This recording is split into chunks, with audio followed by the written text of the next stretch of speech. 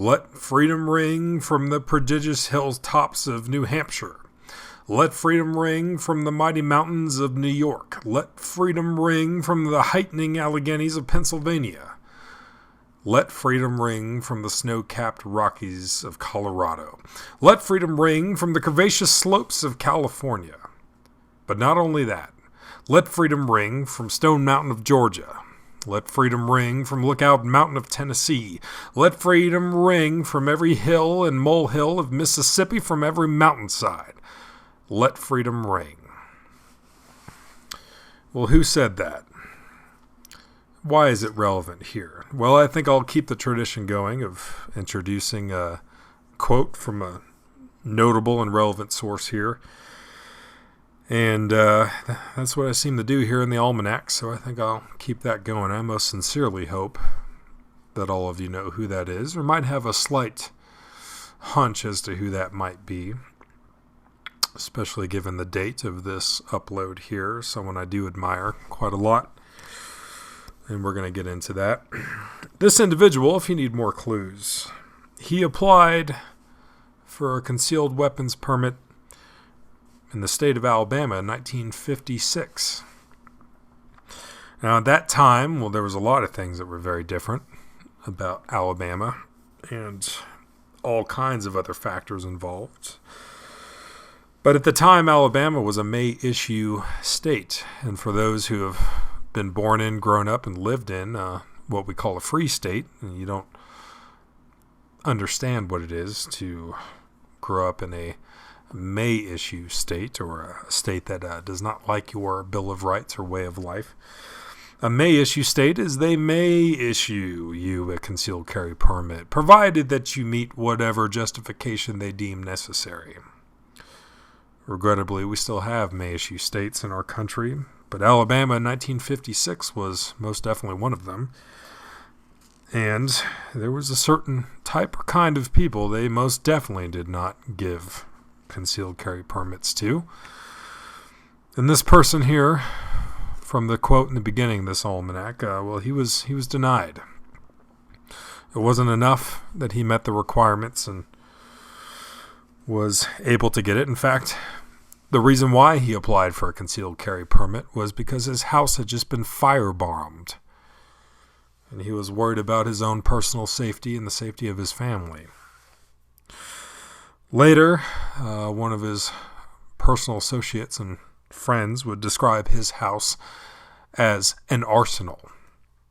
And it wasn't just him who owned guns. It was those that rolled with him and also protected him and part of his inner tight circle. This individual initially would embrace firearms, but decide to take the most Christ-like path possible and embrace nonviolence, no matter the circumstance and no matter how justified. I do know several individuals like that. One of my buddies, also a fellow infantryman, 11 Bravo, who spent time in Iraq and got blown up, Purple Heart recipient, still fighting through surgeries in the VA to this day. Did his dues in combat as well, and he transitioned from that many years ago to also a spiritual dedication to nonviolence. So I can, at least from an observatory standpoint, I can understand the transition. But anyway, getting back on target, who was that? Who said those words? Well, that was Dr. Martin Luther King. And he said those words during his famous "I Have a Dream" speech. And I personally believe that what he did changed our country forever in a positive way. And I think he did set an outstanding example of, eventually in the end, nonviolence, of trying to peacefully change what was most definitely a corrupt and horrific system that created and embraced a system of a second-class citizenship for some, and then just a regular first-class citizenship for others, based on what I would consider extremely arbitrary and worthless reasoning.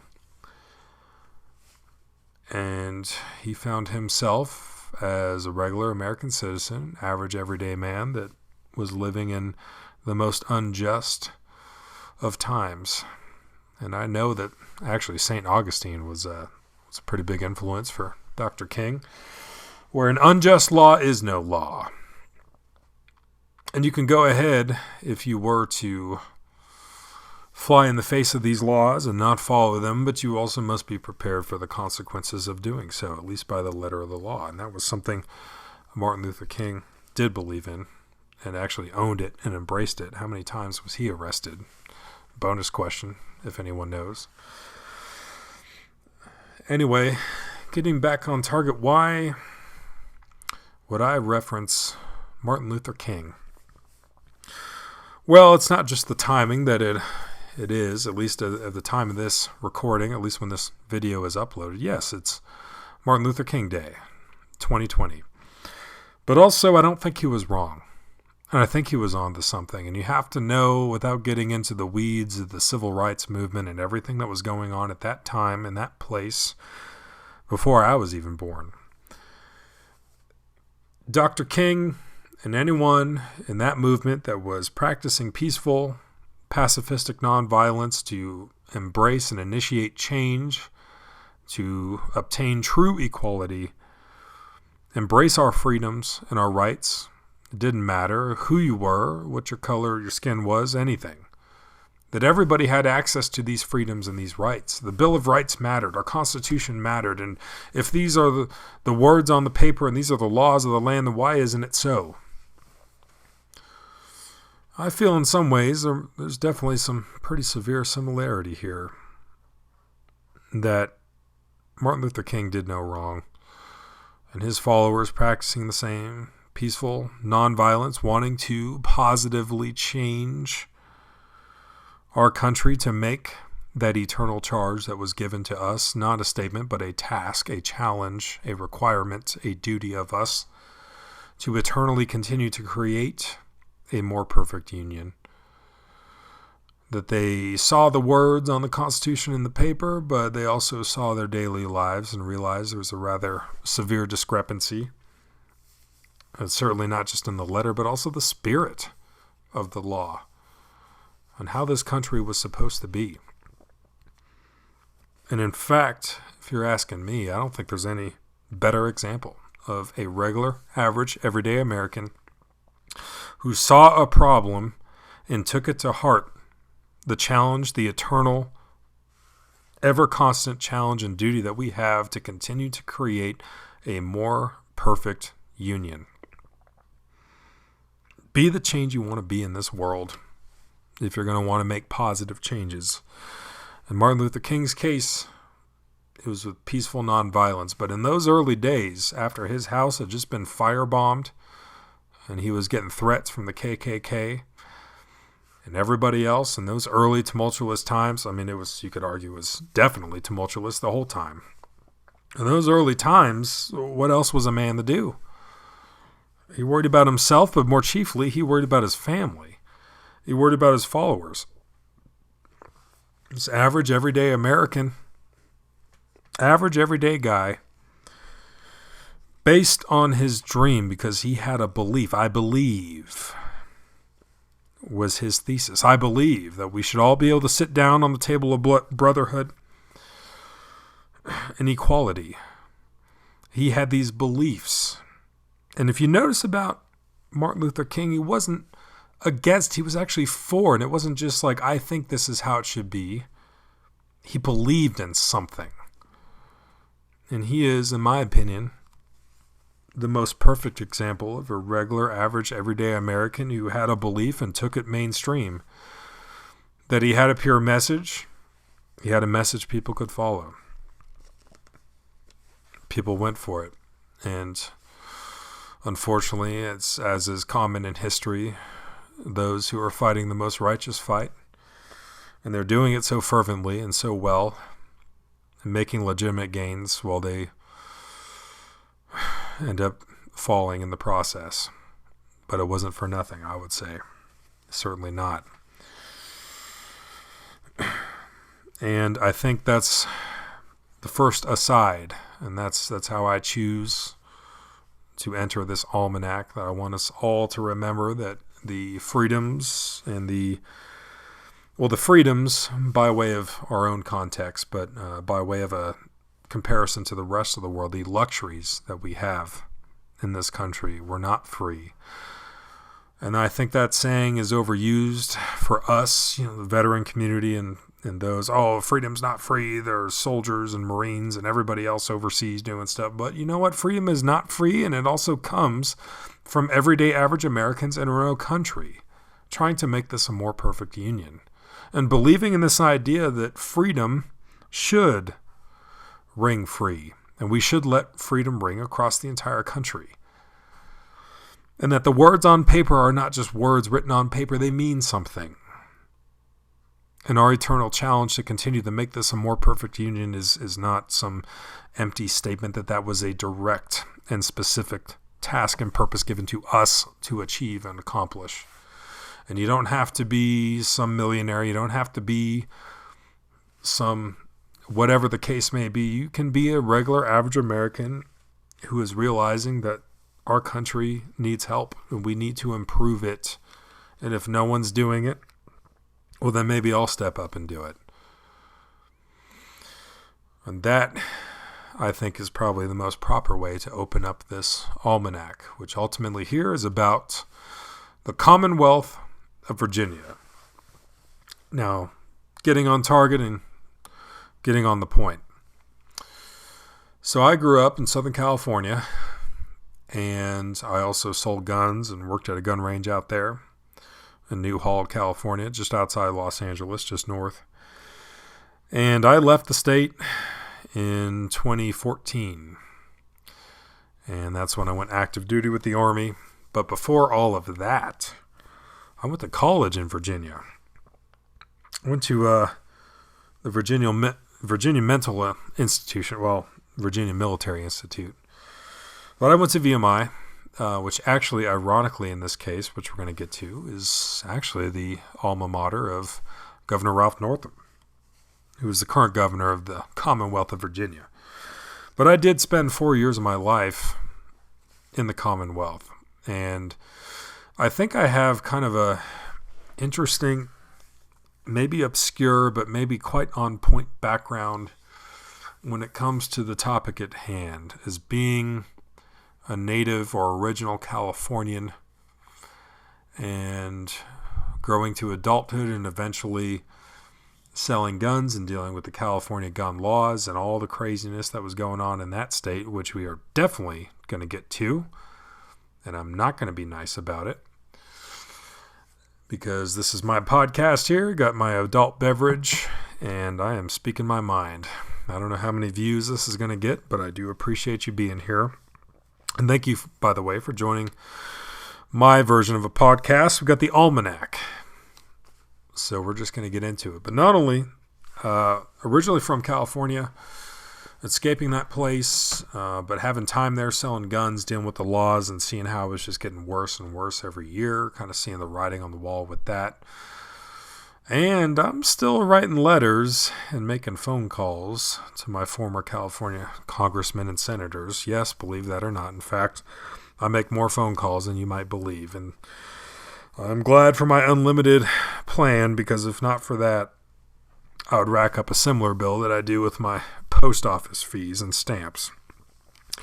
Which is another point before I get on target here is we do have something our founding fathers did not, that we actually can and should not only utilize our First Amendment to make our voice known, especially as constituents, that if we support what our local state governance is doing and our representatives and elected officials are doing, then we should let them know we support them. You're doing the right thing. I like that. You're going, in favor of the Second Amendment. You're shooting down these anti-gun bills, and this is what I want to see. You're doing a great job. Thank you. And if it's going the other way, then you definitely need, in a professional, proper, and peaceful manner, but you do need to make your voice heard as a constituent. Now, I've discovered over the years, because I've called quite a lot of congressmen and especially senators, and I've sent, at this point, duffel bags worth of letters and mail.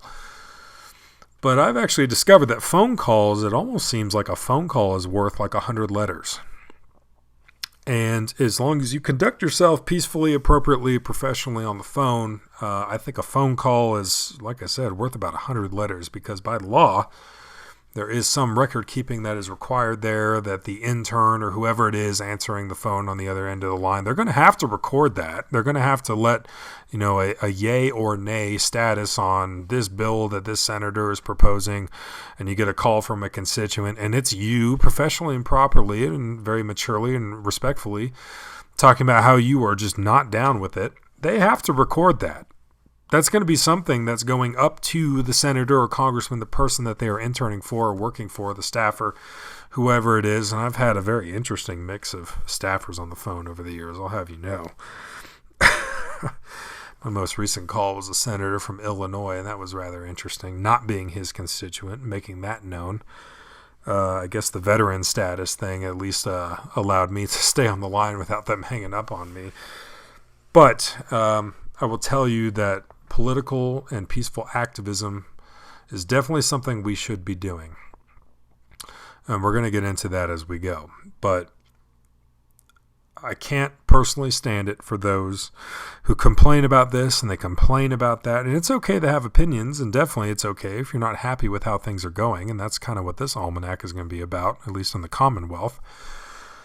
But if you don't vote, if you're not active, you're not making phone calls, you're not writing your own locally elected representatives of your own state or county or city, whatever you got, and you're not doing any of it, you're just sitting back and complaining, but you're not even voting? Well, quite frankly, I don't even want to hear what you have to say in terms of complaining. If you didn't vote, you're not writing letters, you're not making phone calls, you didn't even vote, and you're at least, okay, protest vote the presidential election if you're not happy with any choice, fine, but at least vote for your local, state, and county ordinances and officials. That does matter in your everyday life, and you're not even voting for that. And then you want to turn around and complain? Well, why do I have to listen to you then? Now, this kind of leads me into the next point, which I think we, as the pro-Second Amendment community, do quite an outstanding job for our anti-gun opponents when we split and we fracture and we have our own challenges with unification. We don't want to unify, that we splinter, we fraction, we bicker amongst each other, which is going to lead me into the NRA and the Gun Owners of America. We're going to get to that. But I remember, and this is something I'm glad probably a lot of you listening, hopefully, don't have to understand and never had to deal with. But as a gun owner in California, now for the record, and first of all, let's just get this right. There are far more people that are pro-gun, pro-Second Amendment, gun-owning people in the state of California than you might actually imagine at face value. And there are people in California who might have some firearms or guns and things in their gun safes that might actually surprise you for the fact they are located in California, and they may or may not necessarily be registered with the California Department of Justice. And I think just the summary on that is you might be surprised how many millions of gun owners and pro-gun, pro-Second Amendment people actually exist in the state of California. And I'm not talking about Grandpa's 870 Wingmaster duck hunting shotgun or some Ruger 1022 plinking gun. I'm talking about AR-15s, AK derivatives, SKSs, you name it, they most certainly have it. If there's anything I discovered after working at a gun shop and gun range in California for 2 years and living in that state, you might be surprised. Not only what they have and what they're not willing to register or give up, but what they possess, and also how many millions of gun owners and pro-Second Amendment people exist in the state of California. And actually, if you're one of them, I thank you for being here. And I feel the pain because that was me when I lived there. I remember what that was like. And this is the thing that I think people that grew up in free states that never had to feel like their entire way of life and just simply wanting to lawfully own their legally acquired property and exercise their full bill of rights and be able to protect themselves and have the tools and instruments required to do so in the best manner possible, that way of life was constantly and reliably under attack, that every year in the state of California bills were being proposed that were just even more egregious and even more restrictive and even more draconian. And that's a state that for many years has had the majorities in the state house and senate and also the governor's office for quite some time. They could pretty much get anything they wanted, and they do every year. It only gets worse every year. We know states like California and New York and New Jersey, places like that, we can just automatically expect that they're going to pass more egregious legislation every year. We can just count on it. We know it's going to happen. And the thing that I hated the most, the thing that was most frustrating, there was actually two. One is despite how many pro-Second Amendment, pro-gun people exist in California, and again, you might be surprised what people in that state have, whether it is or is not within the registry, whether it is or is not legal by way of California statute. Despite how many millions of pro-Second Amendment brothers and sisters we have in the state of California, you've got the cities, Los Angeles, San Diego, Stockton, the Bay Area, Oakland, Sacramento, and these tightly packed urban population centers that vote pretty much mostly in unison, and they all vote, and they've got the numbers. They get to tell the rest of California what time it is. And every time there's an election, every time they're voting on different propositions, different props, different pieces of legislation, different bills that will eventually become statute, they get overwhelmed. It's like a tsunami. That the big metropolitan areas and the cities get to basically vote and speak for everybody else, whatever political stripe that they may be, and that's just how it goes, and it's reliably like that every year in California. But there are some differences, and there are some similarities. We're going to get to that. But the second thing that was most frustrating about being a very pro-Second Amendment California gun owner, living in the state at the time, was that we would see feedback from people from free states, people in a state that they thought was totally solid, that they thought was totally pro-gun and it would never change, and they were sitting in their safety of having just a standard semi-auto only AR-15 with 30-round standard capacity magazines and not worrying about a felony, that they could take such a thing to a public shooting range and not worry if someone's going to come up to them or whatever's going on, that they could freely transport these firearms from their house to the range and back and not worry about a random vehicle inspection that may turn into a felony arrest just for owning what the rest of the country has. No problem. We would see people from the free states, from out of state, mocking Californians, mocking the plight of the California pro-Second Amendment gun owner that was stuck at the mercy of these huge cities getting to vote and tell them how things were going to go.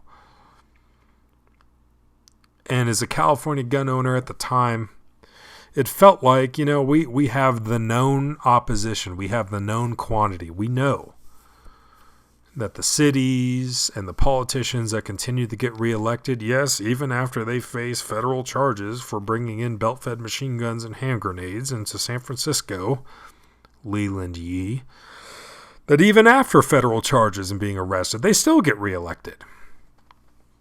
Which is actually ironic because State Senator Leland Yee, I remember he was rolling out SB 249 to ban the bullet buttons and require Californians to either surrender or give up those guns or enter them into the, air quotes, assault weapons registry of the state. Meanwhile, he's working with the Chinese triad to bring in belt-fed machine guns and explosive devices into the bay. Yeah, that's a real thing. This is not tinfoil hat land. For those who are totally unaware of what I'm talking about, that's not tinfoil hat land. That is reality. You can look it up. And after he got arrested by the feds, was facing federal charges, he still got reelected. That is the craziness of what we were dealing with at the time. And we knew that we had a known quantity, that the voter base and the majorities, the state and Senate, the Senate and the House of the state, the governor's office, the voting electorate en masse, the majorities, we knew all of that was against us. And we're trying to do our pro-Second Amendment thing and just live our lives as regular, peaceful, law-abiding citizens, not trying to worry about catching a felony for having something that's perfectly legal everywhere else in the union. And then we're getting attacked from the front every year, and we're doing the best we can to try to stem that off and mitigate it. And then we look behind us for support, and we're getting attacked from gun owners and pro-Second Amendment people in the free states, laughing at California, mocking California. And California gun owners joking, oh, I guess the next thing that's the only thing you guys are going to have is a slingshot and whatever. Maybe a Ruger 1022 and a slingshot, and that's it. And it would frustrate me to no end, because whether you find yourself being born in and living and growing up in a free state, or if you grew up in a state like New York or California or a place like that, we are all in the same community, the Second Amendment community, the pro-American civil liberties and Bill of Rights, that we all should be on the same side. And I have no understanding why people would laugh at what's happening to New Yorkers who are pro-gun and pro-Second Amendment, or Californians who are the same way. We are all part of the Second Amendment community, people. Newsflash and plot twist, we are all part of the same community. And when it's happening in one state, what makes you so arrogant to think that it could not someday happen in your state? Anybody remember Colorado with the magazine ban, which is still in effect, by the way, at least on paper? It's a toothless law. There's no way they can enforce it, but that happened. That actually caused Magpul to leave the state over that. Good. They said they would if it passed, and they did. They left. But back to the point. What makes you think that you can sit there, allegedly as claiming to be a pro-Second Amendment, pro-freedom, pro-Bill of Rights person, and laugh at people in Colorado or California or New York, pro-Second Amendment gun owners who are fighting this every day, and I mean that every day.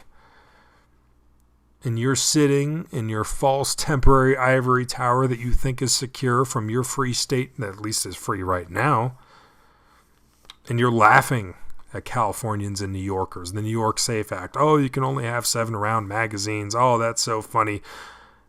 No, it's not. In what universe is that funny, that your pro-Second Amendment brothers and sisters that are living in another state where they're actually in a battleground state, legally speaking, for the Second Amendment, and they are dealing with these consequences and they are under these conditions, and you are just going to turn around and laugh at them or mock them, make fun of them, look at a California compliant AR-15, oh, that's the ugliest thing ever, ha ha ha. You know what I think, actually? If you modify your AR-15, if you're living in New York or California and you have this crazy Monster Man grip, crazy looking featureless AR-15 that has all this Hera arms, whatever, stock and foregrip and craziness on it, and it looks just absolutely crazy, but it avoided you from having to register it with the state, then you know what? The California or New York or Connecticut or New Jersey compliant AR-15, I actually view that as an act of non-compliance, because the task and purpose and the eventual mission is to get you into the registry. And if you make your AR-15 cosmetically look ridiculous, where you still have it, you can still use it, it's still fully functional, and you're not part of the registry, and you're living in a state like that, I view that as the truly only American thing to do. That is an act of non-compliance. And then we have people in the free states who they don't understand anything about this. They're not used to living like this. They don't know what it's like to have their way of life, their rights, just the basic Bill of Rights shall not be infringed. These very basic things to be attacked on a daily basis. And every year it just gets worse and worse, and it's seemingly nothing you can do about it. And you're facing the enemy from the front, and at least you know they're anti-gun and they're always coming to get you. And then you look behind you for support and you're getting attacked from the rear by your allegedly pro-Second Amendment brothers and sisters from free states. Get out of here. So now we move into the situation in Virginia, where they did have a recent election.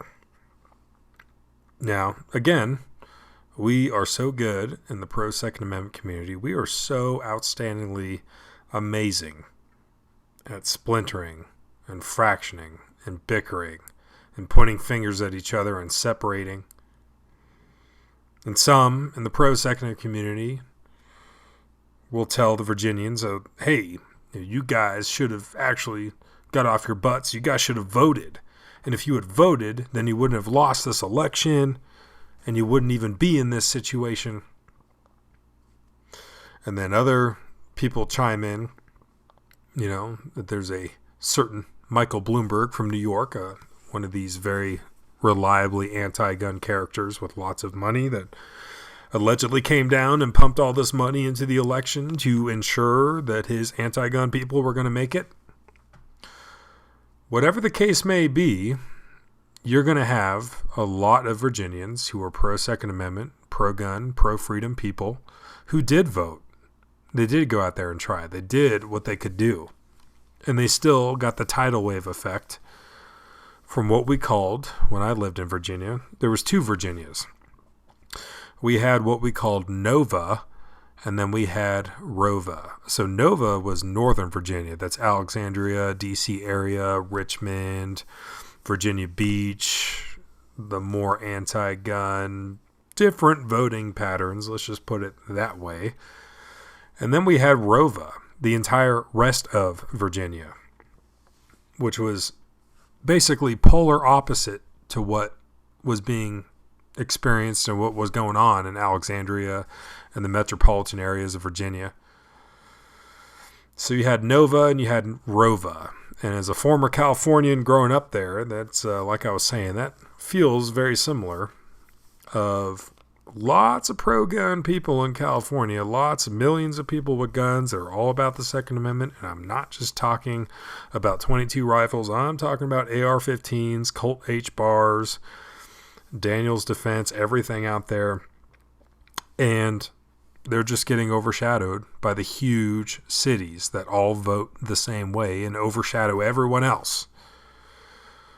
And it seems like we have a similar thing that recently here happened in the Commonwealth. But whatever the theories or ideas as to how this election went, and again, we're so good at fractioning and pointing fingers at each other, whether it was non-participation in the vote or it was some anti-gun guy coming in that we've known for years, and he swooped in with all of his money and paid for all these advertisements to get the vote out for his preferred candidates. Whatever it is, the truth is, the reality of the situation is that Virginia does have full Democrat Party control.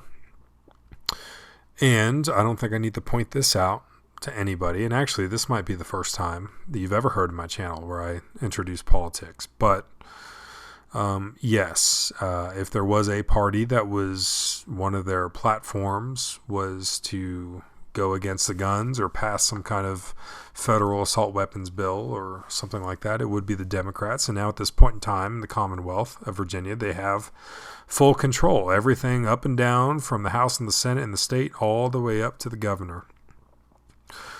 And they certainly are not resting on their laurels. They are not taking their time about it. They are instantly going after the guns. Going back to this election that made all this happen in Virginia, I believe there are definitely people, pro-Second Amendment people in Virginia, who did vote. They are activists. They are politically aware. They are situationally aware, and they go out there and they vote and they care. maybe even some of these people write letters, or even better, do phone calls. And they're doing, their peaceful political activism to go out there and spread the word and do their part and go out there and vote. And still, they were overwhelmed. And this is the result. And not only did the results of the election happen the way they did, but then they got to work immediately proposing anti-gun legislation in Virginia. And those people in Virginia who are politically active, out there voting, after, just out there hitting the streets, getting after it, making those phone calls, writing the letters, going out there voting, they actually care, they're pro-Second Amendment people. Welcome to the California situation, where you do have people like that in California and New York that are very pro-Second Amendment people. And despite their best efforts, they got overwhelmed. They got outvoted. They don't have the numbers like the cities do. And the cities get to speak for the rest of the state, and this is the reality now. And that seems to be maybe in some way or another where we're at in Virginia. And however we got here, whether it was some expensive ad campaigns that were put out there to get people elected and money injected into the state, or the Commonwealth technically, or whether it was people not voting, or whether it was people voting, and despite their best efforts, they got overwhelmed. Again, this is where we are. I do make an intentional effort to retain some of my more anti-gun or more liberal-minded friends, having grown up in California. I do have a number of friends who definitely disagree with me on guns and other matters of politics, but I do make a point to enjoy the friendship and allow for peaceful and also just great thought exchange, and allow that friendship to continue. And I do this on purpose because I do not want to be in an echo chamber, and I want them to see our side of it, and I also want to better understand their side of it. And that's kind of a side note. I think I could actually argue and debate gun control, in favor of gun control. I could probably argue, I could make that argument, probably give that debate better than most pro-gun control people can. And I guess maybe that's taking a page out of the Ben Shapiro playbook. But if you can better argue the points and better understand the concerns and the priorities of the people you are arguing, then they don't stand a chance. And even if you're not trying to win debates, which mostly I'm not, I'm just trying to better understand my ideological and political opponents so I can better understand how to talk to them and share my priorities of how I see things. But that's kind of a side note. If you find yourself that most of your friends and family are people who politically, ideologically agree with you, you might be doing something wrong.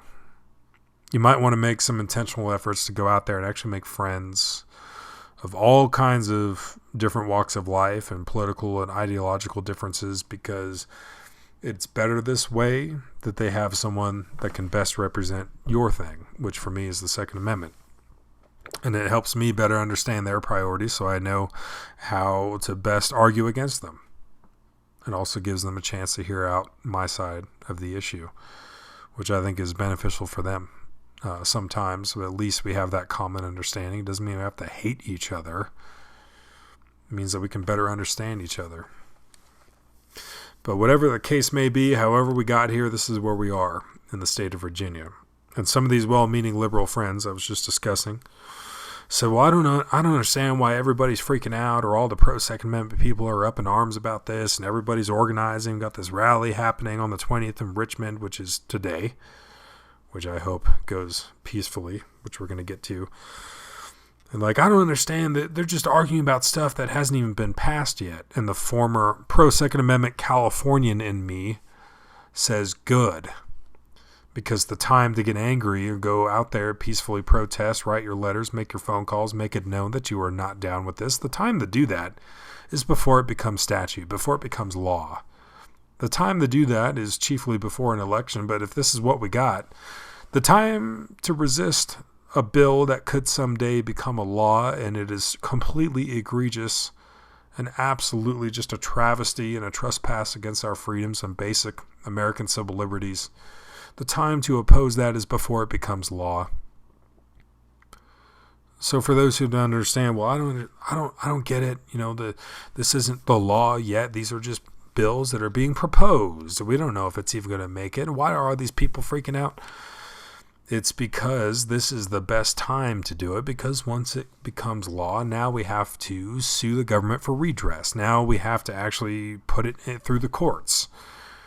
And now we got good people, law-abiding citizens, who are not out there committing crimes. They're not out there hurting anyone. They just want to continue to own their legally purchased, lawfully acquired property, which is intrinsically part of their Bill of Rights, specifically their Second Amendment. And they just want to continue doing that.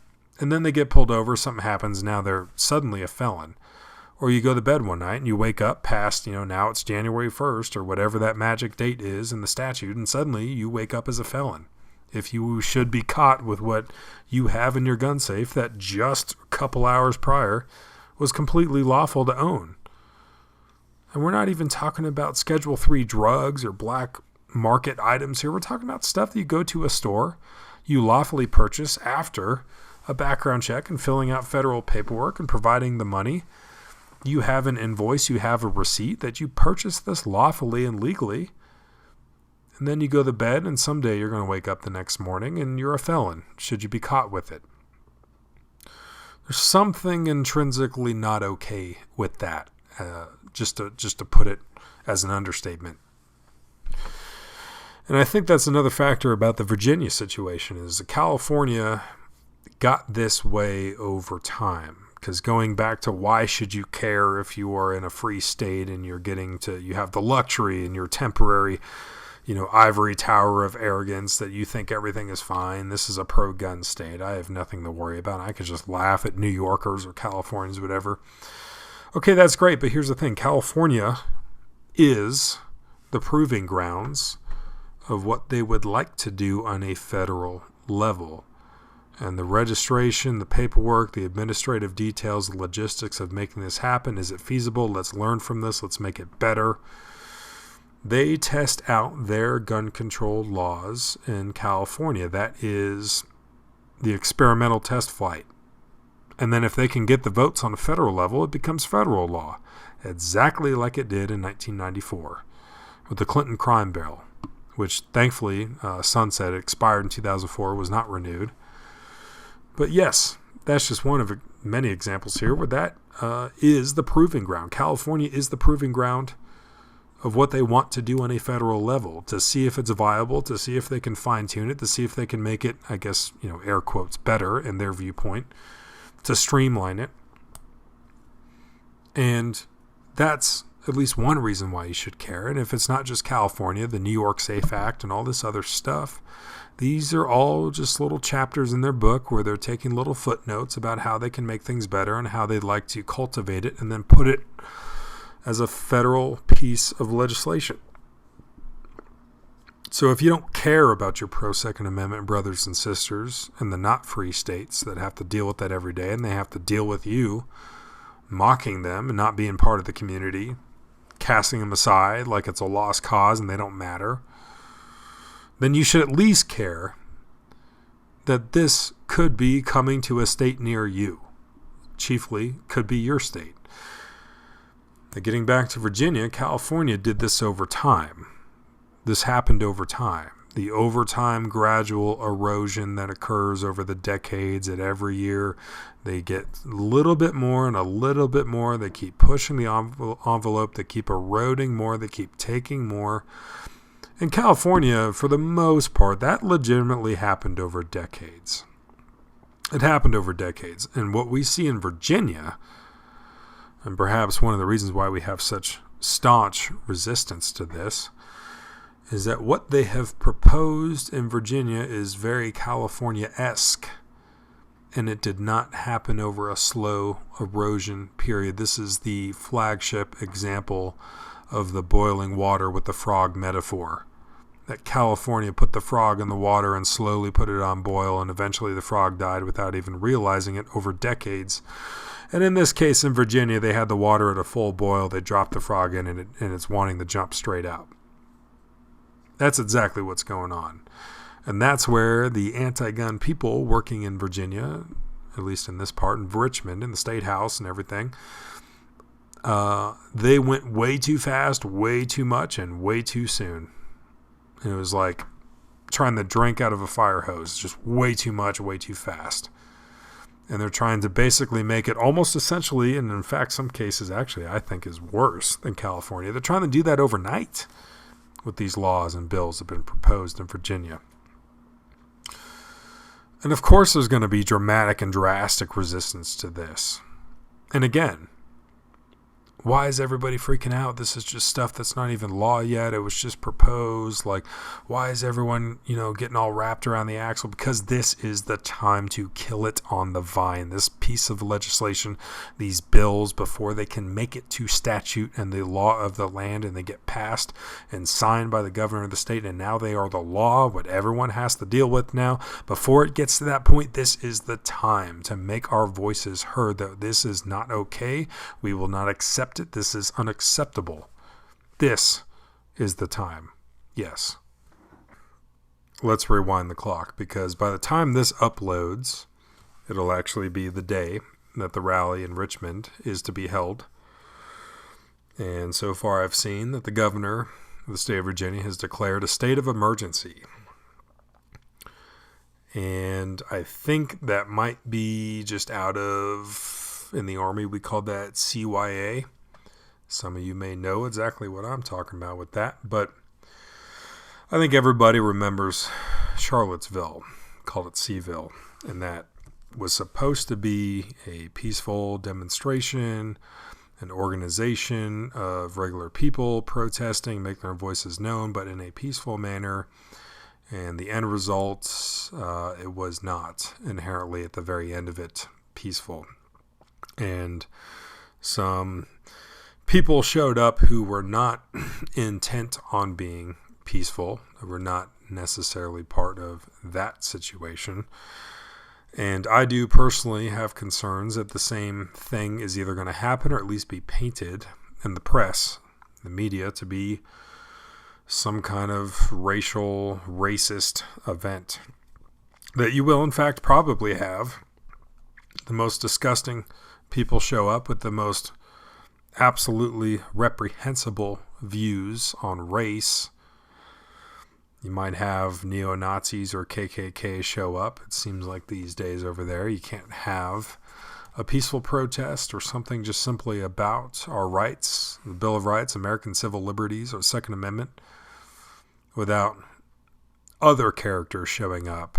And unlike your true Second Amendment pro-freedom activists who really are intent on peace and want a peaceful day and just simply want to show up in numbers, there are going to be people, I would imagine, that are going to show up that do not have peace on their mind. And those people, in my opinion, are the most unwelcome. It's only going to set things back and add fuel to the fire, give the media talking points that they can label it into some kind of whatever protest that it actually was never supposed to be. And I do hope very sincerely, very truthfully, that the rally in Richmond is a peaceful process, that there are plenty of peaceful people that show up in support of the Second Amendment, in support of freedom, in support of our civil liberties, that show up with peace on their mind and peaceful intentions and simply showing up to be part of the peaceful political process. That's what I want. And I very sincerely hope that can happen, because I do want that to happen. I'm sure some of you listening to this now, I'm sure the protest and the rally and everything is going to be over by the time you're listening to this. And I hope that it was peaceful, and certain vast minority of participants intentionally went out of their way to show up to agitate and cause violence. And I hope those people did not show up, and I hope everything did remain peaceful, because this is the thing I've been saying since the beginning, that we have, like I was saying earlier, what our founding fathers did not. We actually have the ability to peacefully protest or to sue for redress, to fight it in the courts, or before it becomes law, to make it known that we are not okay with this, we're not on board with this, we don't want it, don't do it, don't pass it, this is not what we want. And this is all part of the peaceful political diplomatic process, of which we have a right to and we have the ability to utilize. And I argue that wherever peace and peaceful ways of initiating positive change are possible, we should absolutely use it, utilize it, and exhaust it. And I think it would be maybe a little hypocritical of me at this point, as 11 Bravo went to Afghanistan and Iraq, that maybe, I don't think I necessarily have the right anymore to say that I don't believe in complete nonviolent solutions if it comes to it. But the thing is in my own country, with our constitution and legal system and processes and abilities and rights that we have, I want it to be peaceful. I want us to initiate that peaceful change, that we can make these changes and make our voices heard. We can vote, we can write, we can phone call, we can show up in person, attend a peaceful rally with peace on our mind, that we just want to demonstrate and express ourselves and express the thought that this is not okay. We're not on board in this. We don't want it. We don't want this to pass. We don't want these things to happen. And if it feels like a disclaimer, it sort of is, because I am speaking the truth of how I honestly feel about these things. But at the same time, I don't want anybody to misconstrue this or think that I'm advocating for things to turn south and go violent. I don't want them to. Especially as a guy. I mean, I come to you from a very unique perspective, I guess you could say. Growing up in California, doing the whole pro-Second Amendment gun owner California thing. Living in Virginia for 4 years, observing what was going on there. I still have friends, some of my best friends from college that are still there. In fact, one of them is a state trooper, which I interviewed him in preparation for this almanac. We're going to get to his point of view as a Virginia state trooper. But I also was an infantryman in a dismounted reconnaissance troop, went overseas to Afghanistan and Iraq, had a nice little front row seat to genocide, and I saw what happened to people who did not have guns to defend themselves in the wake of something so horrific and evil as ISIS and the Taliban. And that's a rather extreme end of the spectrum. But the bottom line of all this, I don't want to see this happen in my own country. I don't want to see us have to resort to violence, craziness. I want to see us utilize and exhaust all peaceful and political means possible to effect the positive changes. That we see the writing on the Constitution, we see what's there, we see our rights, but then the world that we're living in and the bills we see being proposed run counter to everything that we're seeing and believe in, that are currently the laws of the land, the Constitution, our Bill of Rights, the first 10 amendments. And when we see such a wide discrepancy between what is on paper and the spirit of the law and how our founding fathers established this country and the first Americans, that we're starting to make it a more perfect union, we see all these things, but then we live a life and observe things that are happening in our state that are counter to all of that are egregious to and harmful to our own Constitution, our personal liberties. Well, this is the first step of the process. Utilize what many people around the globe do not have. Utilize what our founding fathers did not have with King George. Utilize your First Amendment. Utilize the political process. Go out there and vote. Make your voices known.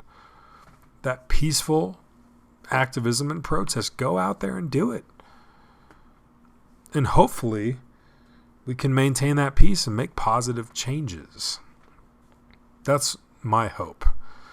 And again, it may sound like a disclaimer, but at the end of the day, it is my honest truth. We have these things. Let's utilize them. And for those who've never been in the combat zone, I'm going to tell you right away, it seems like the people that have the biggest mouths and talk the most fervently are probably the people that have never been there. But you do not want that in your own country. You do not. Just take it from me. Like I said, I think it'd be hypocritical at this point to say that I'm against all violence as a last resort even. But I will say if there is an ability to make positive, peaceful, lasting changes, and we have a process, we have our rights, we have our First Amendment, we have ways of doing this peacefully, then it is our duty to utilize that. Frederick Douglass once said, kind of as a paraphrase, that a man's rights rest in 3 boxes: the ballot box, the jury box, and the cartridge box, and they are to be used in that order. And I'm in full agreement. And I would say that we should not skip any steps. You know what I'm saying? I think you do. I would like things to be peaceful. That's how I prefer things, and especially if the avenues are there politically, peacefully, legally, diplomatically to do it, then we must. It's not an option. We must utilize, and hopefully not, but eventually exhaust these options. Now, I guess backing it up a little bit, we have over 85 counties in the Commonwealth of Virginia that have voted to or already have motioned to make themselves, with their county assemblies and jurisdictions and leadership, a Second Amendment sanctuary.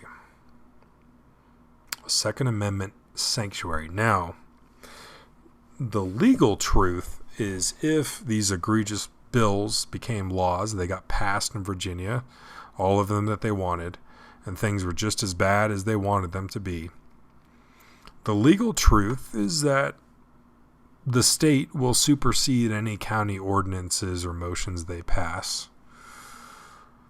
But it is a powerful thing if you have your chief law enforcement officer of your county, your sheriff, which is an elected position by we the people of that county, if your chief law enforcement officer and your county assemblyman or leadership are unwilling to enforce things that go against the Bill of Rights and our Constitution within the confines of their county, they are unwilling to do it, they are unwilling to enforce it, and in fact so much as to declare themselves Second Amendment sanctuaries. Now legally, that's not going to supersede the laws of the state and the laws of the land, but at the same time, that is not insignificant. It's your chief law enforcement officer that carries with him or her the law enforcement attitudes and policies and TTPs and SOPs of what's going to happen in that county, in lockstep with and combined with the county assembly that also wants to have a Second Amendment sanctuary and therefore passed it. Even though the state laws legally do supersede any county ordinances or any particular law enforcement officer, at the end of the day, that is not insignificant. And I think, especially for those that live in more urban or metropolitan areas that mainly deal with police, don't really deal with their sheriff as much. For those who are more spread out rural communities, people living in the country, you know what I'm talking about. County sheriff, chief law enforcement officer, that's a big deal.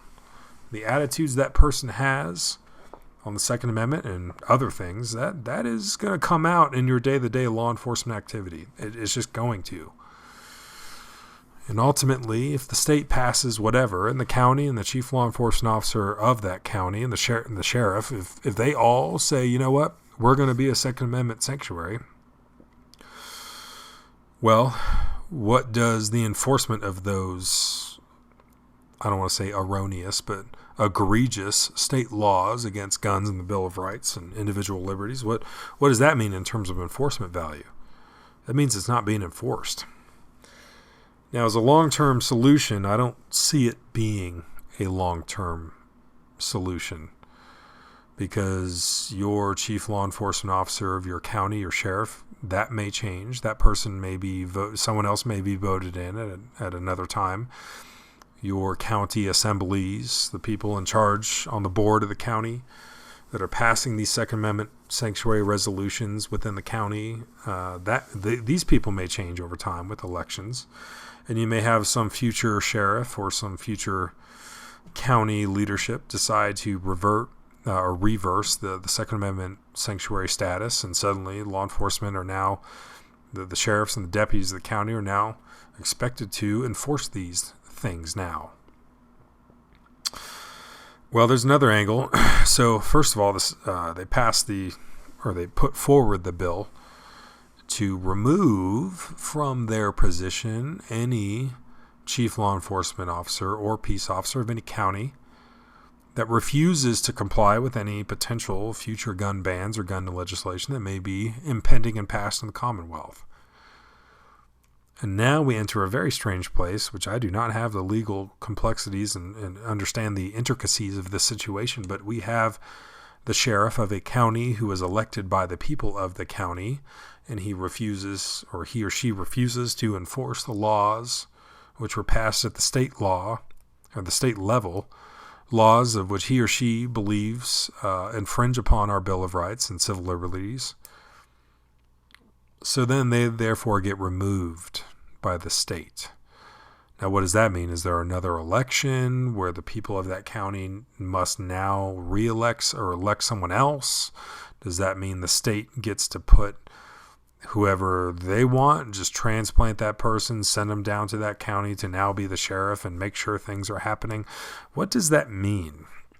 And legally, I don't know how viable that is, but I definitely know that's not going to go over well in that county. Maybe perhaps counties like Culpeper County and Tazewell County in Virginia. Actually, these counties where the sheriff has moved to actually raise a militia of several thousand regular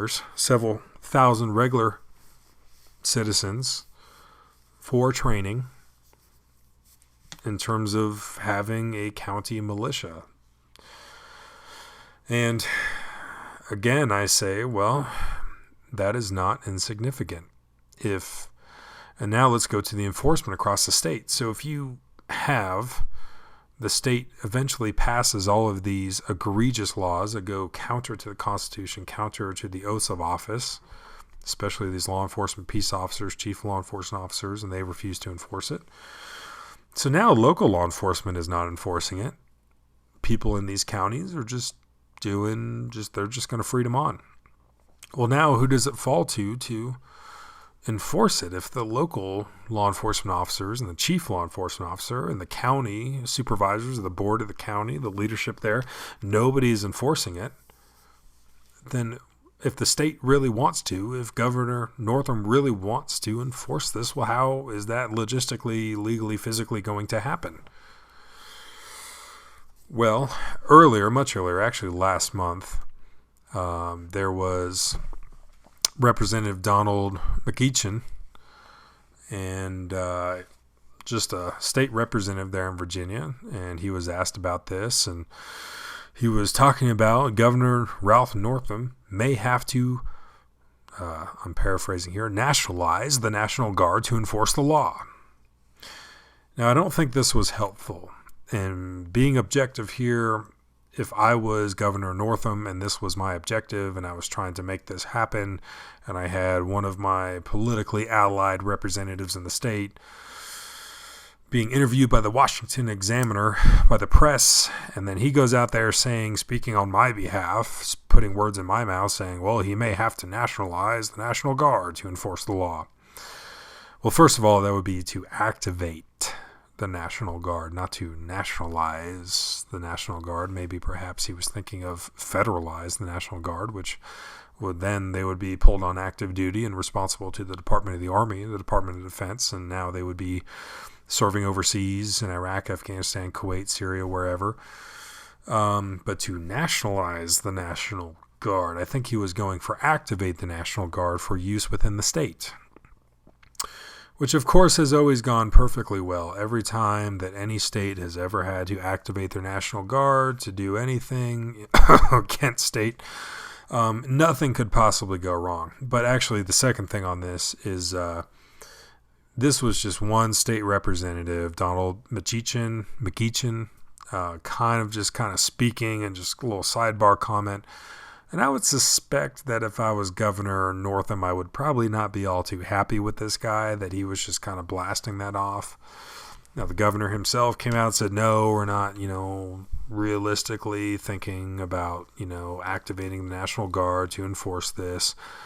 Maybe at this time is essentially kind of the feeling I got from that. And then the Virginia National Guard actually came out and issued the most nothing statement that I think I've actually ever seen or heard in my life. that it was completely just empty of details or task and purpose. There was no thesis involved. It was the most nothing statement I think I've ever heard in my life. It actually comes from December 13th, 2019, so just last month.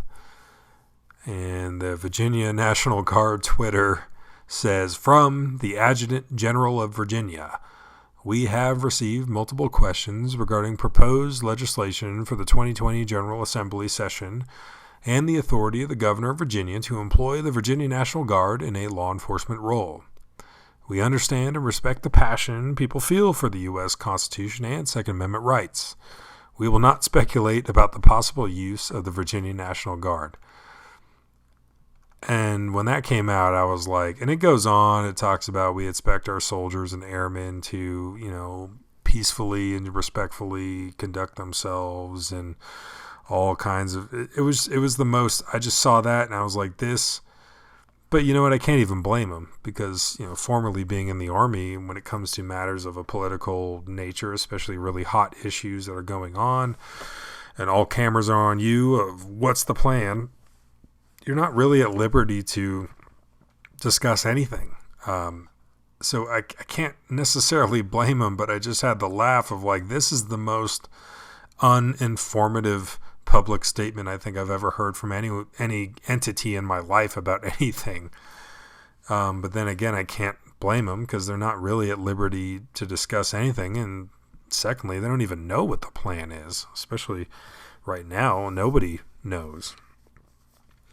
So I guess technically, if you have the vast majority of counties, ROVA, rest of Virginia, and the Commonwealth of Virginia, that have declared themselves Second Amendment sanctuaries, the chief law enforcement officers of these counties are not going to enforce, and they are going to direct their deputies not to enforce. You even have Culpeper and Tazewell counties out there interested in forming a militia of several thousand regulars that are going to be ready to do whatever. And then in my industry, the firearms training and gun industry, that what if you have firearms instructors that travel across the country and they do a lot of law enforcement stuff, they do civilian classes, whatever, and they want to, put their money where their mouth is on the Second Amendment. They want to go out to Virginia and help make sure these people are safe and trained with firearm safety and know what they're doing and make sure that at least, provide some form of basic safety and training. Are they going to get blacklisted and they're not going to find themselves getting any more instructor gigs for police departments across the country, whatever the case may be? And then another thing is one of the provisions within the proposed legislation is it feels very California in that it's intentionally ambiguous, that they kind of don't want to specify in direct, full detail about the details of everything because they kind of want Joe Citizen, the average person, to just be kind of cautious about what they're doing and just decide not to do it because they're not sure and it hasn't been tested in court yet. That was a huge tactic in California, which unfortunately I see formulating here in the Commonwealth of Virginia, is they would purposely write laws to be confusing and ambiguous. And many of them were not tested in court yet, that no one had been arrested for it and then tried in court to see kind of how that was going to pan out. So now everybody was kind of sitting around like, well, technically I can do this, but maybe under a stricter interpretation of these deliberately ambiguous words in the statute that I couldn't do this, but I think I could. But then if I got pulled over and arrested for this, would it actually hold up? Nobody knows, so maybe I shouldn't do it. That was kind of the intentional tactic of being intentionally ambiguous, just to scare people from doing anything. And I kind of see that with the Virginia provision here. I'm not going to get into the details of all the statutes. It's bad, and you can read them if you want to see the proposed ones. But one of the ones of particular note to me was the training, the firearms training and instruction part of it, that is to be banned. If you're going to do any kind of training for any kind of purpose that could potentially result in injury or death. And then I'm thinking, well, what about a NRA certified instructor who has defense outside the home, and he's teaching people concealed carry, or he's teaching people how to safely and effectively use their firearm as a tool to lawfully defend themselves within the own confines of their home or out in public when unprovoked and they have no escape and they have to pull the gun and lawfully defend themselves. Could that instructor then be wrapped up on felony charges now if this thing passes? Nobody seems to know. And it's something that hasn't passed yet. And again, I argue this is the time to oppose it. But should it pass, nobody really knows. And I think that was kind of intentionally the point, to make people wave off and make instructors not want to teach anymore.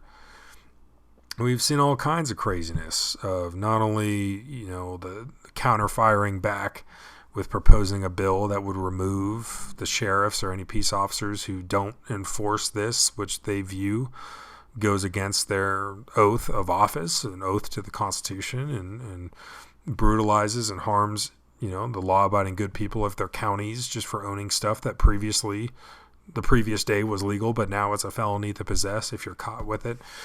There's a lot of moving pieces here, but it all, in my opinion, is disgusting, and it's egregious. And it's draconian, it's not right, and it is chiefly and probably most importantly here counter to the Second Amendment, our Bill of Rights.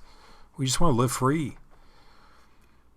And yeah, if anybody maybe on the anti-gun side of the house is wondering, why is there so much opposition? Why is there so much fervor? Why is there so much mobilization or support or people talking about this? Why? This is why.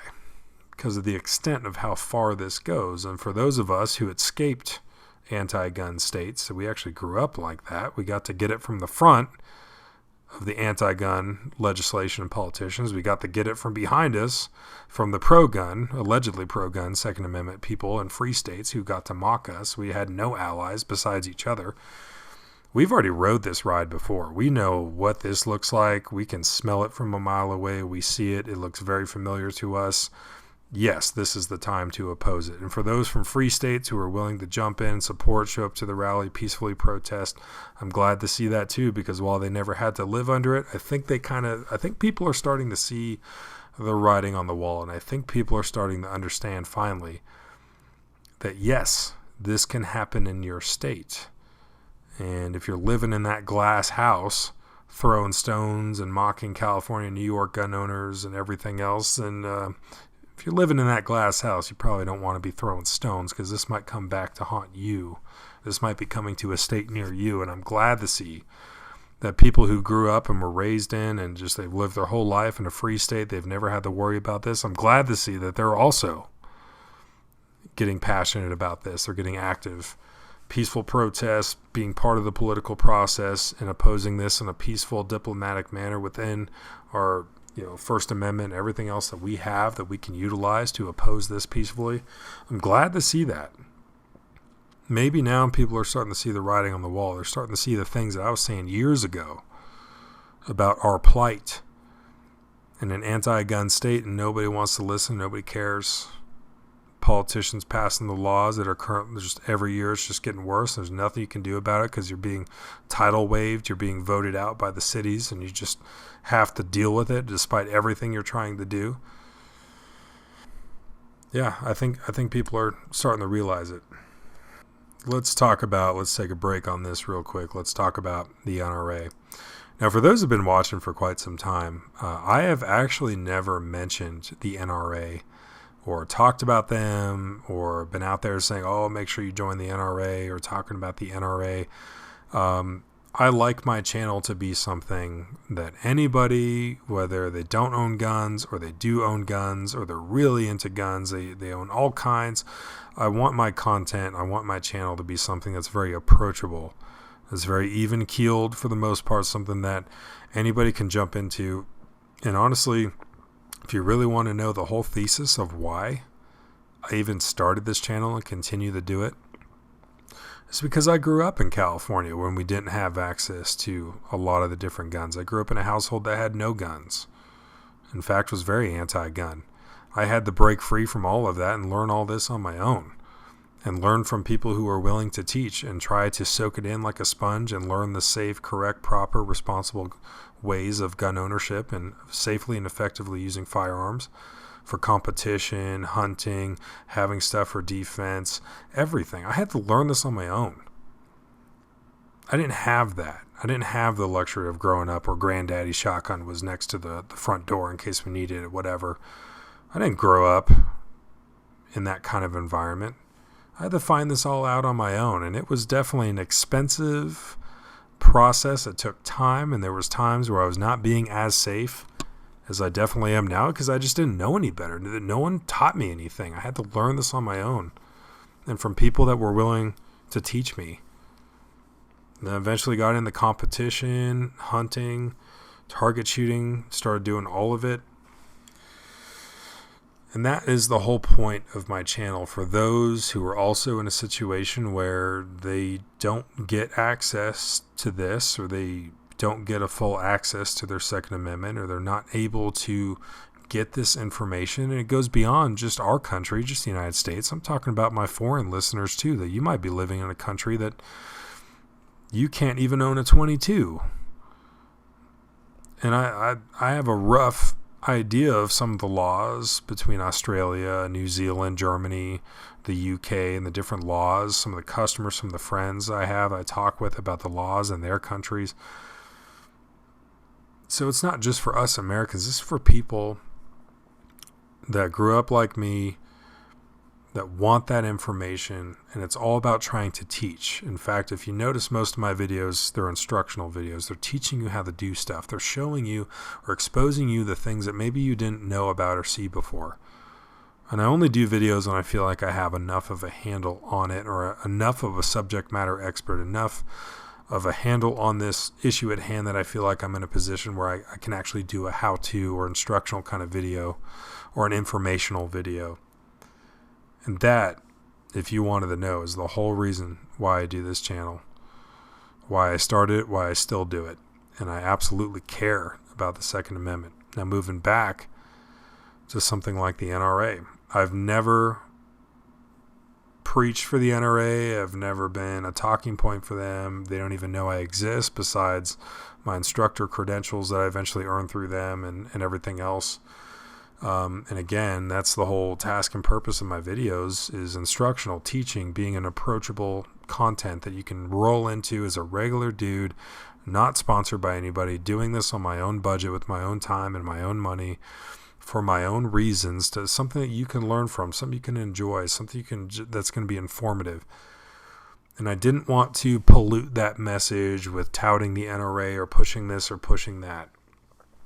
I've had a lot of people saying, Mr. Second Man, what do you think about the NRA? You know, all this other stuff going on with Wayne LaPierre and all this, like, you know, scandal and spending and what's going on and what's happening. And then I have people that are like, oh, well, back in, you know, the 80s, the NRA, you know, sold our rights down the river. They were doing this if it just meant they could get that.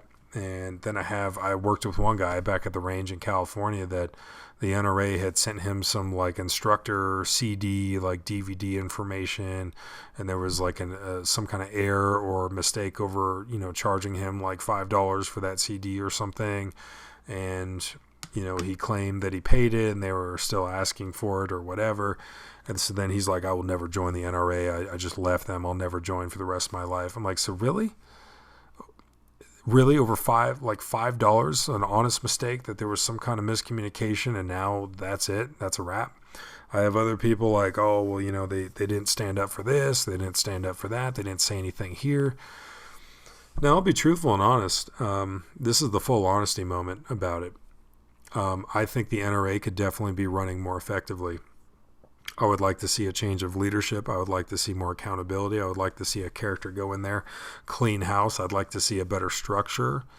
The contributions to the NRA ILA, the Institute for Legislative Action, I'd like to see where those dollars are going, or at least better utilize the money they do get and the resources they do have. Change of leadership. There's a lot of things I'd like to see.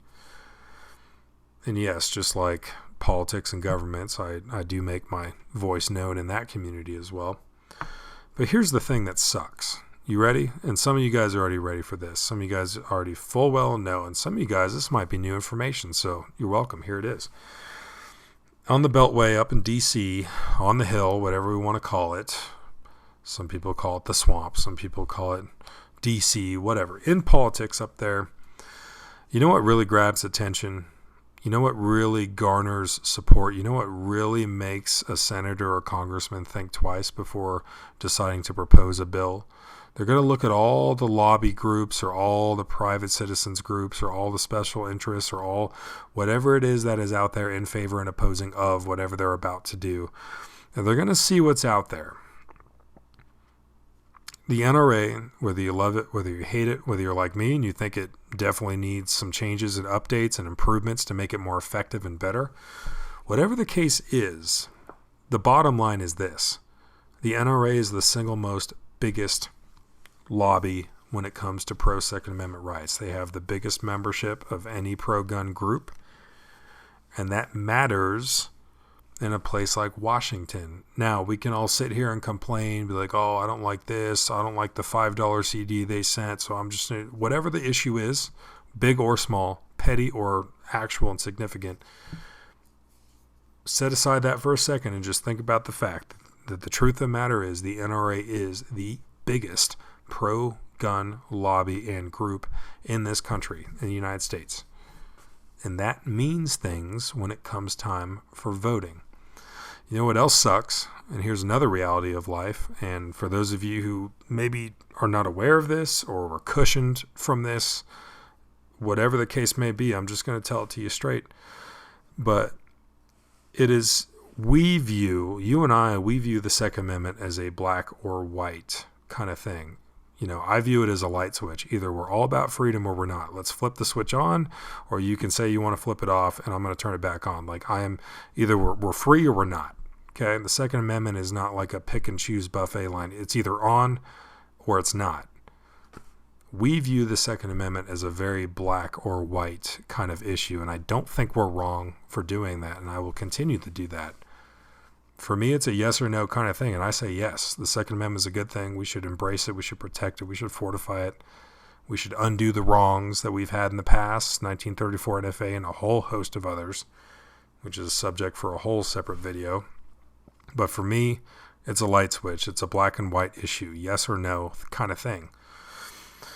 The challenge is when you go to Washington, up in D.C., and how politics actually work and how drafting legislation, pieces of legislation, bills, how this all actually works, you are not going to encounter the black or white world in which we view the Second Amendment.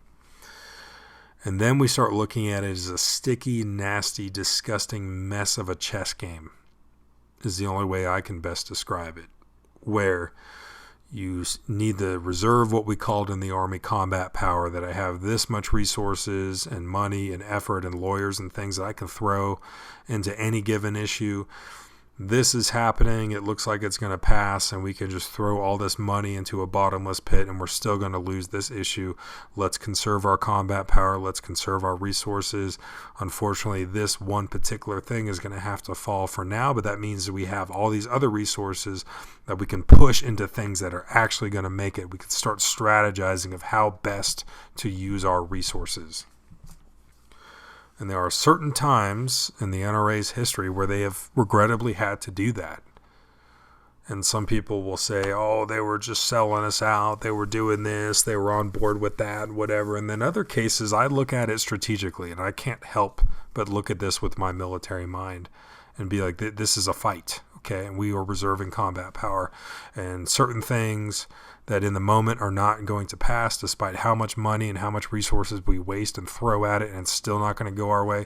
You know what? Fine. I'm going to take my baseball. I'm going home. I'm reserving that combat power. I'm going to throw those resources elsewhere where they are going to live to fight for another day, and they're going to make a positive change and impact and make things go the way we want them to go on these other things that we can change. And then through time of playing this nasty, sticky, disgusting chess game, you start making overall gradual improvement. You start making battlefield gains, is what we call it. So I can see this, and I can also understand why people are not happy at certain twists and turns in this roller coaster ride of the NRA's history. But at the bottom line, however you want to look at this, whether it's with a military mind as a triage and just a basic form and function of strategy, or whether you're going to get angry about a $5 CD and that's just a wrap for the rest of your life, you're not part of it. The number one thing I'm just going to say about the NRA is it is the biggest lobby organization for pro-gun rights in this country. And other people say, well, I left the NRA, or I want to leave the NRA and I'm going to join the Gun Owners of America. You know what I say? Why not both? Why not both? If you're already part of it, then double down. I'm a full send kind of guy. And, quite frankly, excuse my language, I'm not a half-ass anything. I'm either all ass or no ass. I'm not half-ass in anything. And if you want to go full send like I do, then why not both? Let's not half-ass this shit. All right?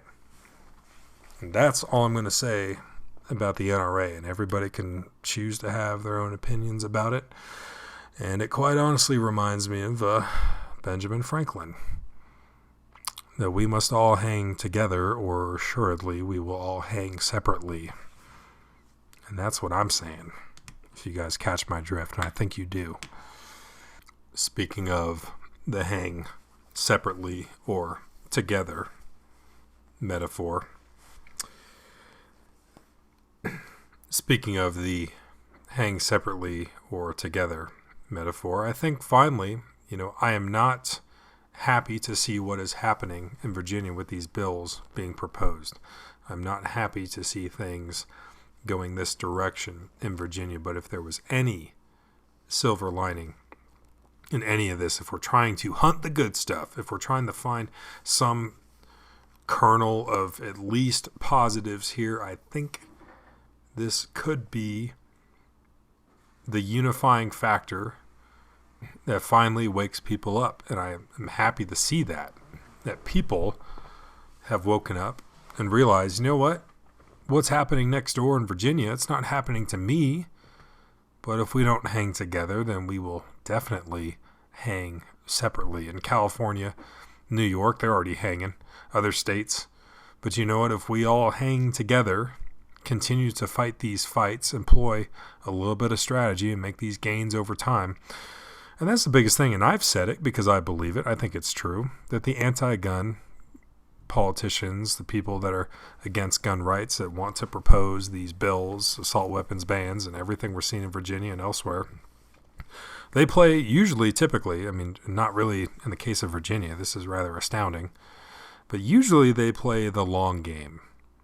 They play the long game, and they know success is not typically ever had overnight, that it needs to take time, like it did in California over the decades, which unfortunately they were successful there. But you know what else? We can play at this game. We can play the long game too. And triaging our resources, fighting the battles we need to fight, saving our resources to fight another day in other battles, where if it just gets that push from us that we can win, and then we can stack wins on top of wins, start making changes, going down directly Article 3 Constitution, judicial branch, we start taking this to the courts, start making changes that are going to affect other places where previously that we were not able to interfere. We didn't have the numbers, it would be a waste of resources. We can play the long game too. Two can play at this game. We've been doing this since 1775. So let's see about that. In terms of who's better at playing the long game. All we have to do is be united and pay attention to what's happening to our Second Amendment brothers and sisters in other states. And even if it's not your state, you should care as well. Because if you let it fall in some other state, it's going to happen to your state someday too. We should be cognizant and aware, situation aware of what's happening. We should. Because it's going to matter. Even if it's not us today, it could be us tomorrow.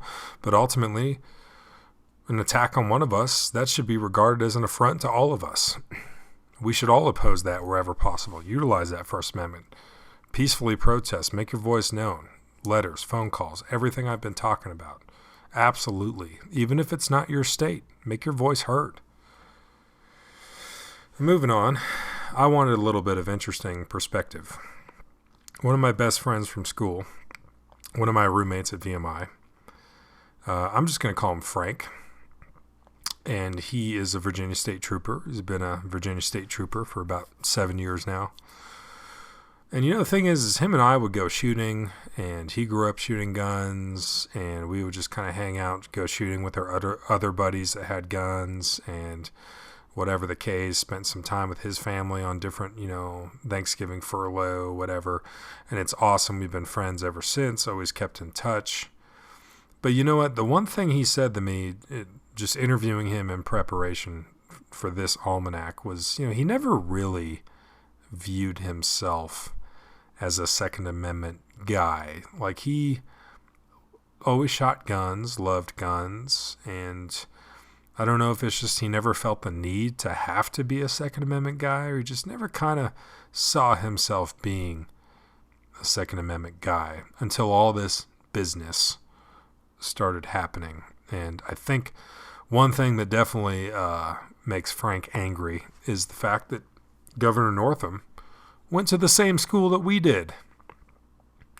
There's a certain kind of person that gets, survives and eventually graduates from a place like that. And he's just in disbelief that someone that went to a school like ours would turn around later in life and eventually decide to go ahead and start pushing all this anti-gun stuff and trying to make this happen. But actually the biggest thing that pisses Frank off about the current governor is the whole blackface thing, of how that was a disaster, how he wouldn't own up to it, and no, it's not me, okay, maybe it's me, okay, whatever. That, just any respect he had for the governor, that whole incident between the racial tone, but also just owning up to things and everything combined, that was kind of just the final nail in the coffin for any shred of respect he had for the guy. And in Frank's own words, he never felt he was really a Second Amendment guy until recent times. Now at this point, it's well, yeah, I want to own what I own. The government has no business knowing what I own. I'm not the problem. I mean, I'm a Virginia State Trooper. I'm a cop, for Christ's sake. But even if I wasn't, the government doesn't have a right to know. There's somewhere in there, possibly enumeration amendment there that, that the rights that are not expressly listed here in the Bill of Rights belong to the people in the state, that maybe that right to privacy does exist somewhere in there. And you know what? I have a right to privacy to own what I own, and I don't want the government to have a list and address and name and know exactly what I got and everything. I'm not the problem. At one point in time, somewhere in this country, we did believe in innocent until proven guilty. I haven't done anything wrong. I'm a law-abiding citizen. And with all the recent happenings here in Virginia, he always grew up shooting guns. We'd shoot a lot of guns, AR-15s, everything. And never really still saw himself as a Second Amendment guy until he was kind of pressed into this corner. And now, going back to the enforcement value, what I was saying earlier of, if the sheriffs and the deputies and the counties are unwilling to enforce whatever may pass, well, then who's going to be tasked to enforce it? Well, technically, yes, the Virginia National Guard could be tasked to enforce this across the state, and logistically, legally, feasibly, I don't even know how or what that would look like. But really, it would also fall on Virginia State Troopers like my buddy Frank. And he's like, you know what, if I'm not doing it, I'm just straight up not doing it. And if they want me to do it, then I'm going to resign. I'm done. That's it. And as a side note, which I wasn't aware of, he was saying, Virginia State Troopers are already having a manpower deficit. They need more officers. They need more Virginia State Troopers. They need more people. And the fact of the matter is, he is not the only person at his place of work, if we can put it that way, that already has their resignation letter ready to go, and they're starting to look at other jobs, and they're, if I'm going to be tasked with going door to door or trying to enforce these crazy things that go against my oath to the Constitution and protecting the people of Virginia instead of beating them down and taking their property and whatever the case. I'm not going to do it. Find someone else. I'm not doing it. My buddy Frank is not the only one that feels that way in his department or in his agency. So it's good to know that there are law enforcement officers in Virginia that, and not just Virginia, but across the country, that are unwilling to enforce, and they will either lose their jobs, resign, find another place of employment or another job. They're just not going to do it, because essentially what they'd be asking Frank is to go into his own hometowns and counties and go into his own commonwealth, his own people, even his own family and friends, to enforce what guys like us would view as unenforceable and reprehensible, contrary to the oath that we took to our Constitution. And Frank and much others like him are simply not going to do it. So now the question becomes, who could possibly enforce it? And I guess the only thing I have to say is, I don't know. Virginia National Guard, that's only going to go such a long way. But then again, who is comprised, who makes up the Virginia National Guard? Well, it's Virginians who also have guns.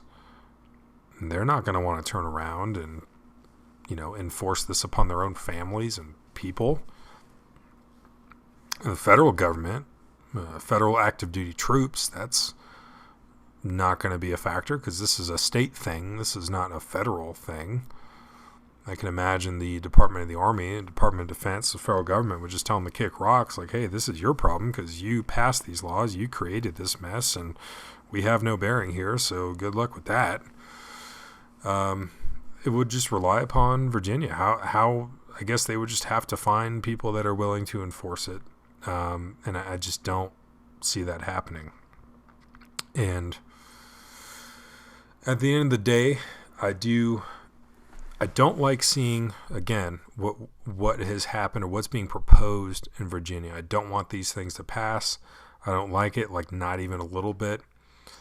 I don't like the fact that things are being proposed, that things are kind of moving in this direction, that there's this unrelenting desire, seemingly, from the governor's office in the state of Virginia to continue to push this stuff despite the opposition. And then there's a pro-Second Amendment rally tomorrow, or in this case today, if you're listening when this gets uploaded, that has been on the calendar for quite some time now by the Virginia Citizens Defense League. And they're doing a lot of good work of unifying, peaceful protest, organizing, making voices heard, utilizing that First Amendment. Again, Frederick Douglass, the ballot box, well, that's out. Now we got the jury box, and hopefully it doesn't get to that. We're somewhere in between. And then, according to Frederick Douglass, you got the cartridge box. You should utilize it in that order. And that's what they're doing right now on the ground in Virginia, trying to utilize that First Amendment, trying to get their voices heard. And this has been on the calendar for quite some time. Unfortunately, because of work obligations, not going to be able to make it. But this has been on the calendar as a pro-Second Amendment peaceful rally in Richmond for quite some time. But now we have some last-minute agitators, a very small minority of people who do want to show up, probably intent to cause problems.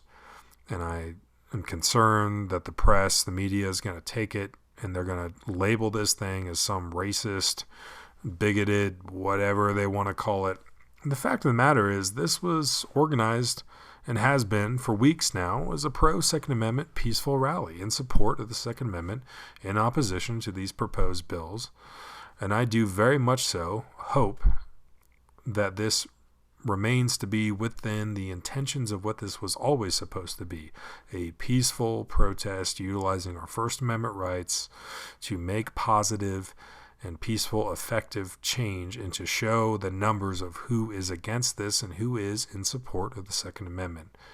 And I do not want people with intentions of violence to show up to agitate, to cause problems, to taint and pollute what this was always supposed to be. And I think the vast majority of people are going to be totally peaceful and just fine. That's what they're there for. First Amendment stuff. And I hope it can remain that way. And also, my buddy Frank is going to be there tomorrow. And, he's going to be there just generally, just keeping the peace, making sure everything's going cool and everything remains peaceful. And I certainly don't want anything crazy to happen. And, I think that is my biggest thesis, that I am not, and especially those who have deployed with me and those who know me, I am definitely not against violence. I think at this point it would definitely be hypocritical of me to argue otherwise, but I am definitely in favor of whatever peaceful, political, diplomatic, First Amendment options we have. We must, it's not an option, in my opinion, it is a duty. We must peacefully exert these things we have that we consider rights, but in other countries, this is an anomaly. These are luxuries that we have these things. We should utilize them. It's our duty to. We have these options that we can peacefully protest, and in the sight of looking at the words on the paper and seeing where we came from and how this country was founded and the eternal challenge to make it a more perfect union, to improve, to make this better, and we find ourselves living in a potential future circumstance or a current circumstance where things are going against the spirit and the letter of the law, that on paper it says this, but in reality we're doing this, well, then it's our duty to go out there to make positive, effective, peaceful, lasting change. And that is what we should do. Now, ultimately, with the entire Virginia situation, what's going to happen? How's this going to pan out? Well, I guess in the words of Frank, I have to join him where nobody knows. He talks about there's a tension. He talks about how it feels over there in Virginia right now.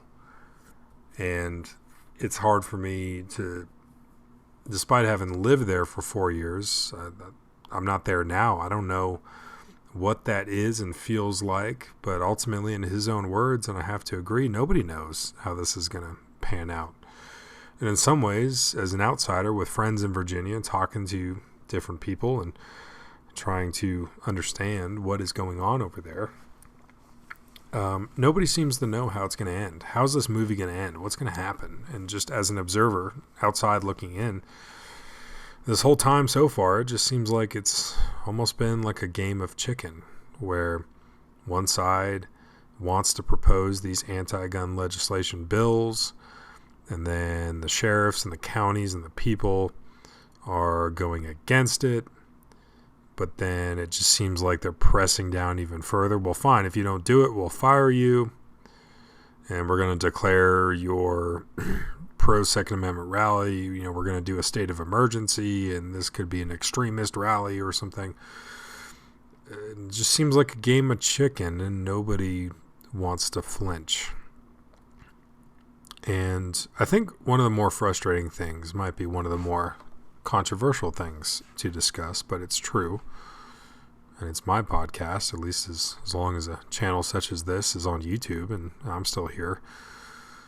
But it seems like, generally speaking, but especially in this Virginia situation, which might possibly end up being the most important Second Amendment related thing of my lifetime, certainly so far, if you're asking me. But it seems like the anti-gun side does not fully, we know they don't understand the issue and the complexities therein. Like I've said in the previous almanacs, that we have the keys to the castle in terms of understanding what the guns are, how they all work, what distinguishes one gun from another, and why they may or may not be useful for hunting or trap shooting or defense or whatever it may be. We hold those keys to the castle. It's not just that they don't understand what it is they're trying to make laws about, which is why we get the 94 crime bill that bans things based on cosmetic features, but not actually anything to do with the nomenclature or mechanical capabilities or features of the gun. It's not just that. I think the more frustrating which is starting to move into concerning territory for me, is I don't think that the anti-gun movement, the politicians, the people that are in favor of anti-gun legislation, the people that are, I don't want to say asleep at the wheel, but the people who do not have that historical contextual understanding of how we got here, where we came from, and what happens on a worst case scenario when people do not have the guns and they absolutely need them as a final last resort for self-preservation. What I don't think they understand is the commitment of the Second Amendment community. That there are people within the Second Amendment community that we are totally willing to use our First Amendment. We're totally willing to use the ballot box, to use our First Amendment somewhere in between, and then the jury box. But there are people within the Second Amendment community that if push had to come to shove and there was no way out and all peaceful options, diplomatic, peaceful political options had been fully exhausted, there was nothing left to use, and it came to a push or shove, being pushed in a corner, and this is it now, this is your reality, there are people who would be willing to use the cartridge box.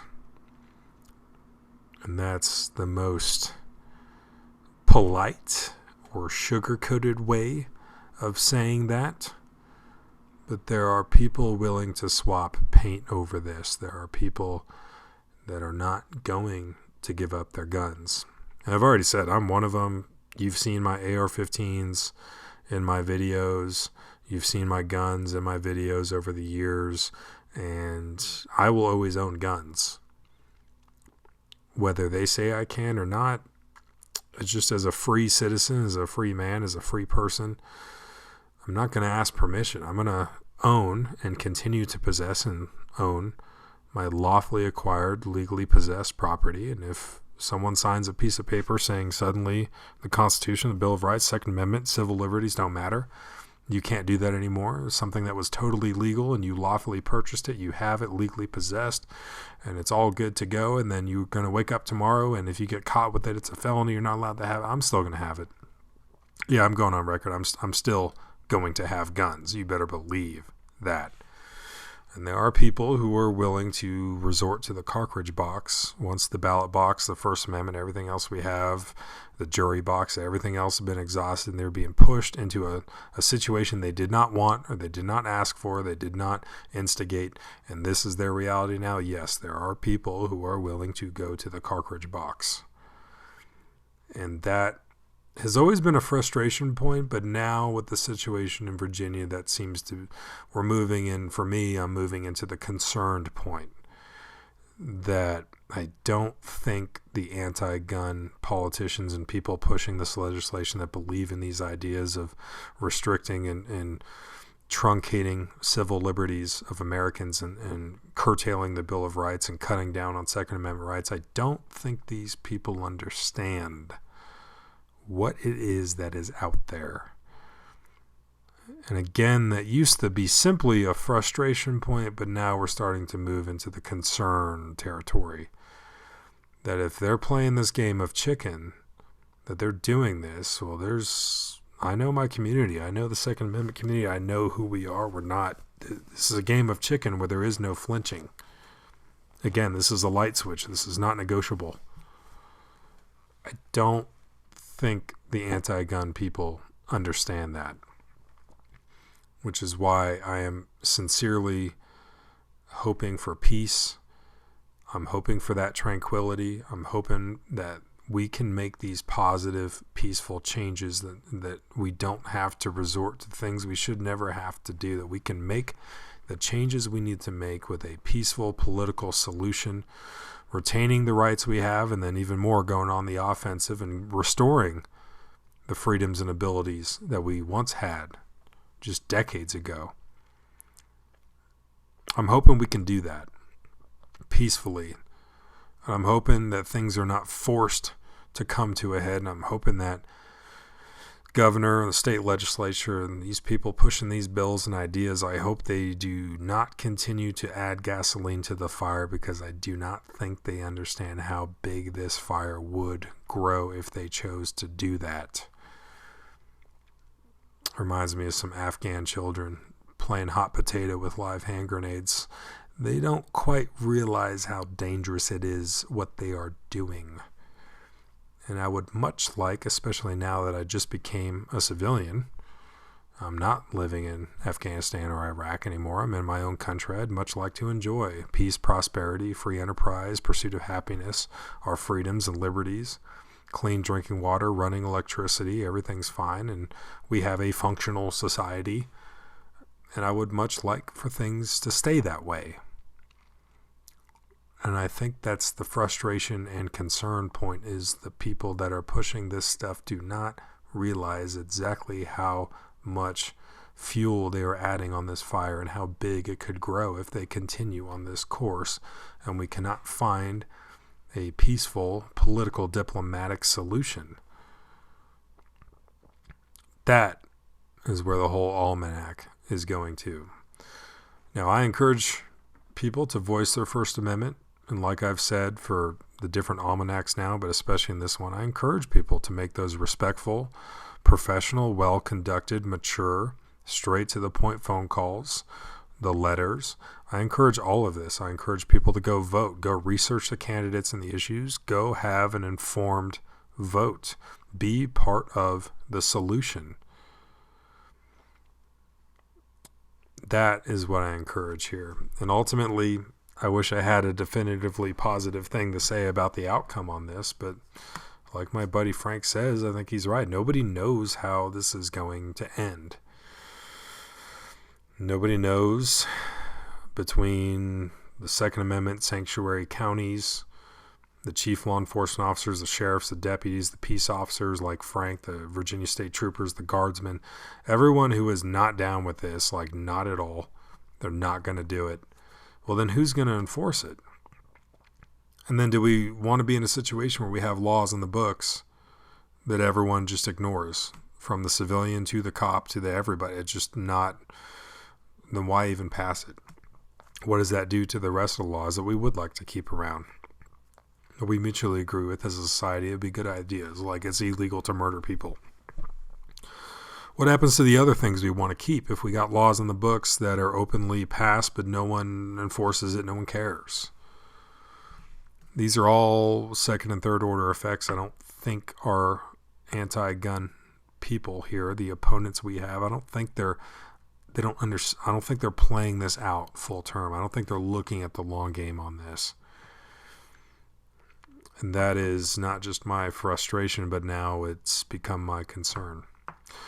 So when it comes to tomorrow, or if you're listening to this today with this rally in Richmond, I do hope that it is exactly what it was supposed to be, a peaceful First Amendment protest / rally where we as the Second Amendment community take ownership of this in a positive way. It maintains to be exactly what it should be and was supposed to be, just a peaceful rally where our voices are heard. We're utilizing that First Amendment. These are all great things, and we're showing up in peaceful mass numbers to have our voices collectively heard, and just the size of the crowds in favor of the Bill of Rights and our Constitution, our rights. I hope it's huge, and I hope it's peaceful. I want it to be that way, because the alternative is places I've already been, and I gotta tell you, it's not that great.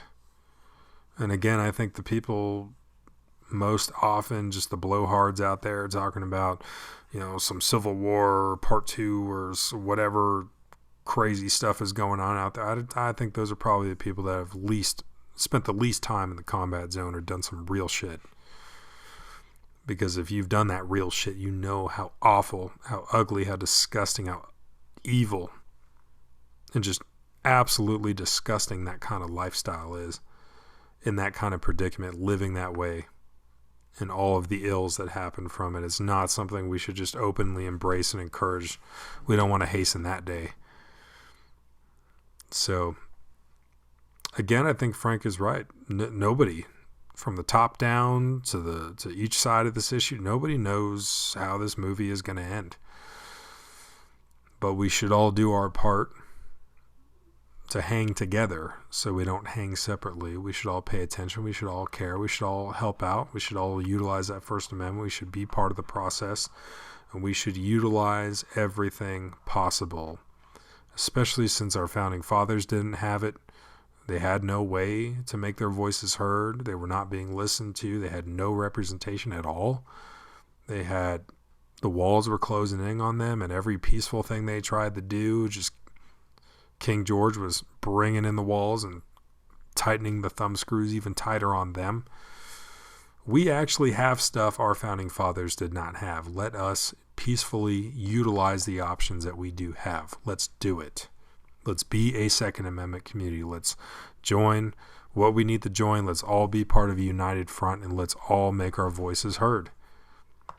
Let's write those letters. Let's organize. Let's peacefully get out there and make sure that not just in Virginia, I want this message to go across the United States, and chiefly even across the world, that free men, free people ought to be armed. That's a good thing. If you have the ability for self-preservation to defend yourself, that to me is the true mark of freedom.